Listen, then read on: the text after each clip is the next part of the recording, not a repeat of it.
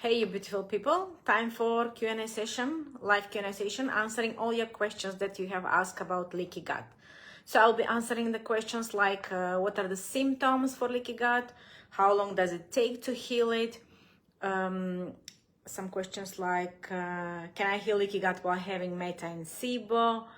I have eczema. I think I have gut problems. Do faecal transplant actually work? So I'll be answering all these questions during this Q&A session. And for those who don't know me, my name is Elizabeth. I'm a nutritional therapist and help people heal their gut in a step-by-step structured process. So we heal the gut in a step-by-step process that must be followed strictly. Okay, so let's start with the first question. Brenda is asking, how long does it take to heal leaky gut and the chronic bloating that comes with it? Okay, so first I will answer the symptoms. So we need to separate what is leaky gut and what is the bloating. This is different things. So leaky gut means that your gut wall, which is thinner than the toilet paper. Imagine, it's thinner than the toilet paper. So it's very easily to be damaged from toxins, from viruses, bacteria, food that we are eating, sprayed food, pesticides, herbicides, from everything. All of this is damaging slowly, and it takes to develop leaky gut. It takes years. It's not like you have developed overnight, or except if you have maybe food poisoning or you had some very bad virus or disease, something that had required a long treatment with antibiotics, and these antibiotics are actually damaging completely. It's like an atomic bomb in your intestines. So what are the symptoms? The symptoms from having a leaky gut is when these toxins and viruses, they leak through the gut wall, which is already damaged, and cause inflammation everywhere inside the body. So there are a lot of symptoms. It's different symptoms for everybody.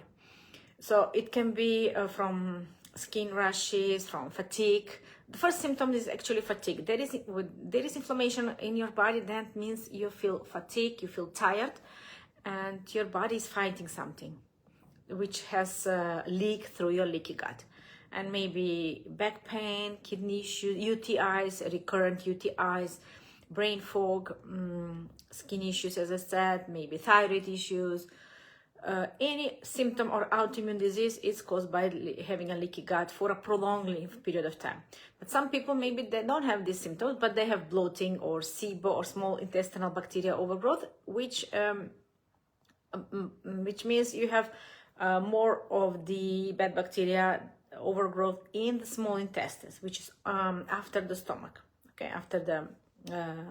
after the first digestion step, the next one is small intestine, and afterwards is the colon. So usually when we have bloating, what we do, normally we go to the doctor to see why we have bloating. The doctors will give you some medication, and maybe they will tell you have IBS, which means nothing. Your bowel is irritable. That you already know that it's irritable. So bloating, when we have bloating, it doesn't mean that we automatically have leaky gut, okay? So it's different thing. But maybe you have both. I used to have them both. So when you have SIBO and a leaky gut, so you need to heal them both, okay? And how long does it take to heal leaky gut and SIBO? That, as I said, you have developed this problem with years. It didn't come overnight. So healing is different.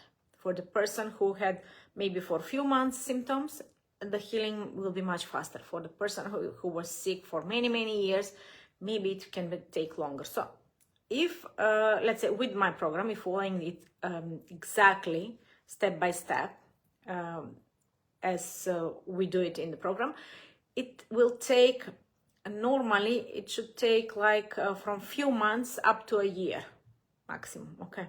It depends if you're following it strictly. But if you're doing it on your own with trial and error, it can make years and years and years. And sometimes can get worse, and then you're frustrated why it's not working, because it needs to be done in a proper way. So we are following the 4 steps, and these are, I will tell you now. The first one is eliminating the triggers. The next one is healing the leaky gut, so healing, regenerating the cells, healing the gut wall. The third one is after we heal the leaky gut, then the gut wall, then we bring the good bacteria, and the last step is healing them. And during the whole this process, we are doing gentle detoxification of all the toxins and cleaning the cells, which then they can regenerate in a healthy cells and give you health, good health. So how long does it take is, as I said, is individual.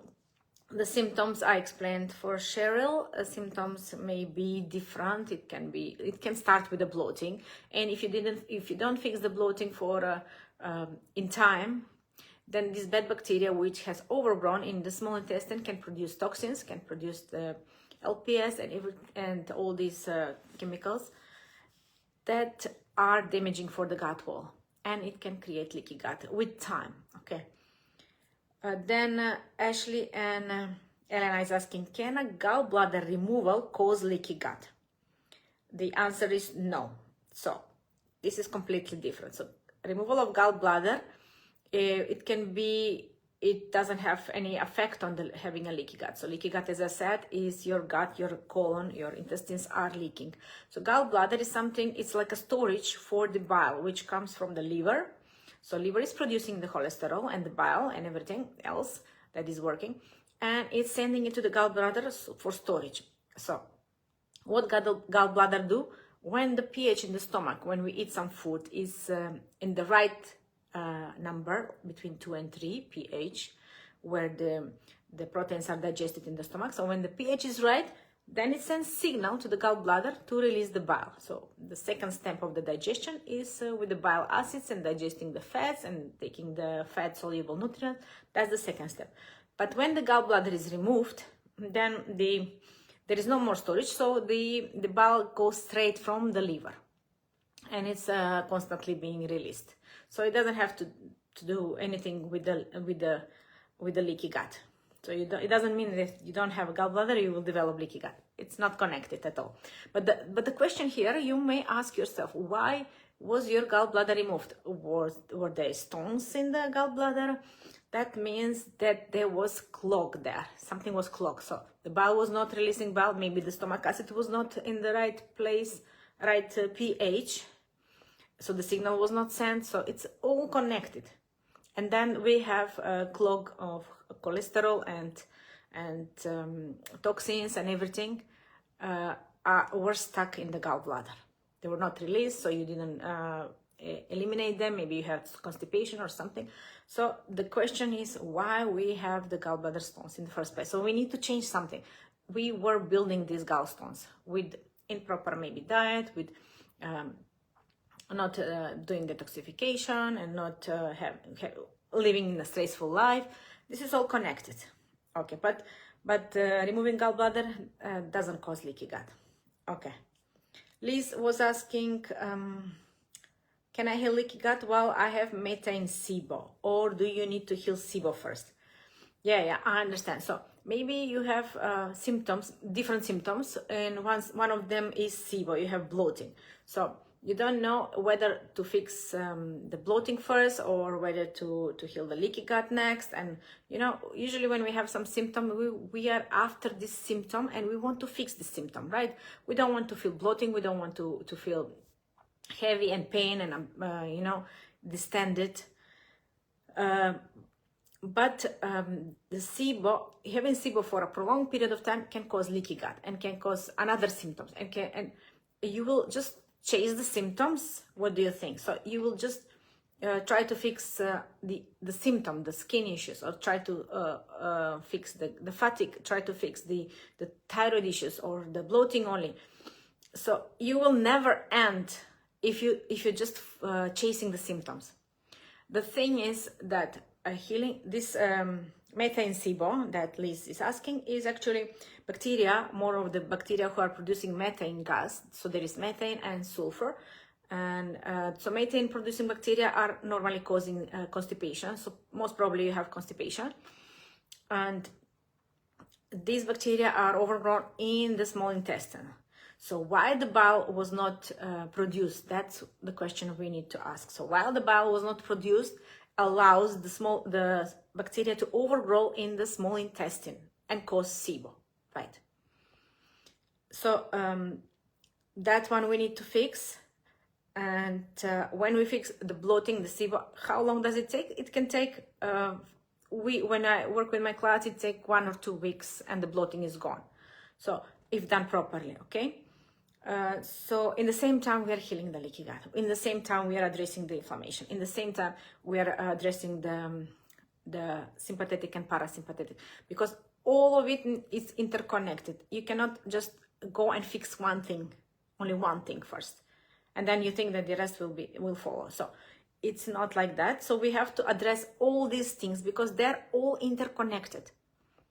So if you have prolonged time methane SIBO, bloating, and it's not fixed in time, this will develop leaky gut.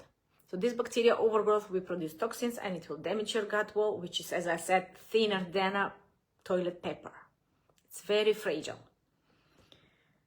Okay, so I answered that question. That Kathy is asking, I think I have gut problem. I have eczema all over my face. What would you do? Thank you. So I don't know what kind of gut issues you have. You didn't mention any gut symptoms, so I don't know. But eczema can be histamine issue. So this is like a reaction of our mast cells. Mast cells are part of our immune cells. Like we have B cells, T cells, natural killer cells, macrophages, dendritic cells. There are different types of immune cells. So mast cells is the first defense in our digestive system, and they're producing histamine. Histamine, when they're releasing histamine has a lot of reactions and benefits in our body. Like one of the most important, histamine is triggering production of gastric acid and the pH to be right in the stomach. So if you don't have the histamine, then the pH won't be right. So every cell in the body has its own function. So if you have an eczema, that means you're reacting to this mast cells are overreacting, or they're producing more histamine than your body can handle, or you're triggering them with high histamine food. So maybe you need to eliminate there are two types, histamine containing food and histamine triggering food. You can Google that and you can find that and eliminate that. So the excess histamine, normally inside our gut wall, we have like a hair, small hairs, like fingers, you know. And these are called villi, and these villi, they produce DAO enzyme, diamine oxide enzyme, which is digesting the excess histamine which is produced from the mast cells. But if our gut wall is damaged and the villi are completely gone, so there is nothing to produce this DAO enzyme and to digest the excess histamine. So we need to heal the gut wall, we need to regenerate the cells, we need to bring back this villi so they can naturally digest the excess histamine in the gut. Okay, and this usually you can take DAO enzyme as a supplement, which can help before the food. And usually this eczema is also connected with the yeast infection. Okay, maybe you have yeast or candida or any kind of infection which is fed by the diet. The diet which is feeding this kind of issue is sweets, sugars, carbs, fermented food, as I said, this kind of thing. They can worsen this eczema. Okay, so specific diet is needed to eliminate this eczema. And I don't know about the gut problem, if you have gut problems, so we need to address everything, and gut, and the eczema, and the histamine, and everything must be addressed in the same time. Okay, next question. Rachel is asking, do faecal transplants actually work, and how do you know if you are a good candidate? Very good question. So I was also at this point where I had so much pain, bloating, eczema, everything. I had fatigue, thyroid issue, brain fog, you name it, I had it. And I was going to this road because nothing was working. And I was planning to do faecal transplant and searching and options and how to do it, what to do it. I was thinking to take from my husband because for him, nothing was bothering him, you know, he was good. But after a lot of research, I saw that when you get the fecal transport from somebody, whatever they have like a storage in the hospitals, this fecal transplant contains all the bacteria, the proportion and everything that person had. We know that all these bacteria which are in somebody's stool is making either good health or bad health. So if you have more of the bacteria who maybe creates depression or creates anxiety or it has ADHD or it has, I don't know what kind of genes, because the genes of the bacteria are what we are, what we are made of. So if we have our character, our mood, our genetic, it's from the bacteria in the colon. So if you take from somebody else, so you will get the same issues that this person had. And you don't know which one, what diseases, what genes, what faulty genes he has, or what kind of lifestyle and what this person had. So I didn't do that. So I don't know what is the procedure to be a good candidate or how the hospitals are doing that. But I'm good. I'm happy that I didn't do it. So I pursue with the proper diet and following the right steps. So I didn't have a need. So my bloating eliminated, my skin cleared up, my brain cleared up. At the end, I cleaned from parasites. So I did everything step by step, and everything can be healed. Okay, so don't think that you're doomed and like you're chasing symptoms and you cannot never heal. It cannot be done.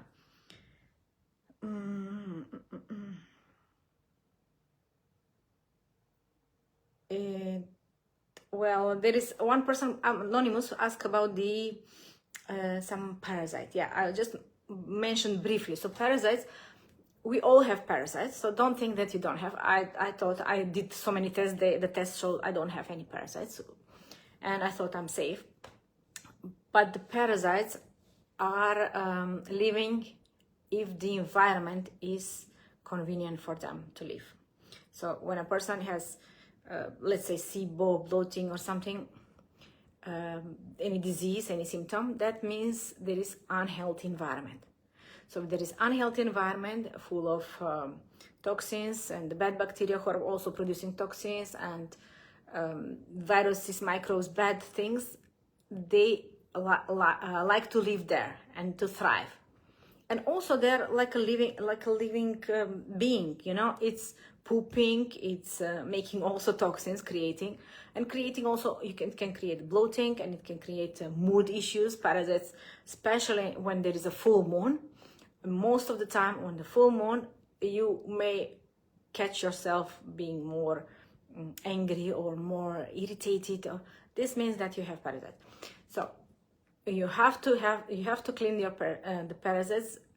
It's mandatory. It's like the final step of the healing process. So after I clean the parasites, which I eliminated so many of them, every year I do it. So I have less and less. So now this year I didn't have any of them. And I mean, we clean our pets from parasites every year. So why don't we clean ourselves from parasites? This is not just normal thing. Everybody has it. If you haven't been outside in the nature, or if you have a pet, any animal, definitely you have parasites. So, and all of us have. So cleaning the parasites. So parasites are the ones, they're not directly creating leaky gut, but with their production of toxins and creating bloating, it can create bloating, and with their toxins and creating brain fog and memory issues, creating like concentration issues, they can do that. So after I eliminate parasites, then I felt my brain cleared up. Okay, so the parasites are a very important step in the healing process. So that we need to do in the last. But it's not done like over time. After I clean parasites, like after a few months, I noticed that my brain was much more clear. I can concentrate, I can think clearly. Before, when somebody asked me something, I needed time to think and to answer, to know what to answer, to reply. especially because my English is not my mother tongue, so I needed a lot of time to answer. But after I clean the parasites, immediately you can see the brain is clearing up and your concentration and memory, and this is very important. As we age, I mean, the doctor says, as we age, our brain is declining. It shouldn't be like that. And your brain can function in maximum capacity if you do the right thing for it. Okay, so I saw other questions being asked also about the leaky gut just yesterday, but those one I will answer in my next Q&A live sessions, and keep them coming. Okay, so just keep the questions coming and I'll be happy to elaborate and answer. If you have any more, something is not clear, just let me know and I will explain. So that was all till now. If you want to contact me, you can just send me a message and ask me any questions. So we want to help you to focus on complete healing, not chasing the symptoms. First you heal SIBO, then you heal, I don't know, thyroid, then you heal fatigue. So all of that must be done in the same time. But first thing is just reducing your symptoms. This is my aim in the beginning. That's the first. So reducing the pain, the bloating, to normalize the stool. This is very important. If we have normalized stool, if we don't have bloating, if we don't have bad bacterial growth, that means that digestion is working perfectly fine. And this is the first thing which will show that you're on the right track, and then the next will slowly follow, and eventually you will reach there completely to be healed. All the symptoms, thyroid will normalize, the kidneys will, the back pain will be gone, the skin will be cleared. This is what I'm experiencing, and I'm with all my clients that until now that I had, they're reporting to me that their season allergies are gone, and they can eat again the food that they have eaten before and they were triggering symptoms, but now they're not. So this is where we want to reach for everybody. If you need help, you can freely reach out and send me a message. Okay, love you all. See you next time. Bye-bye.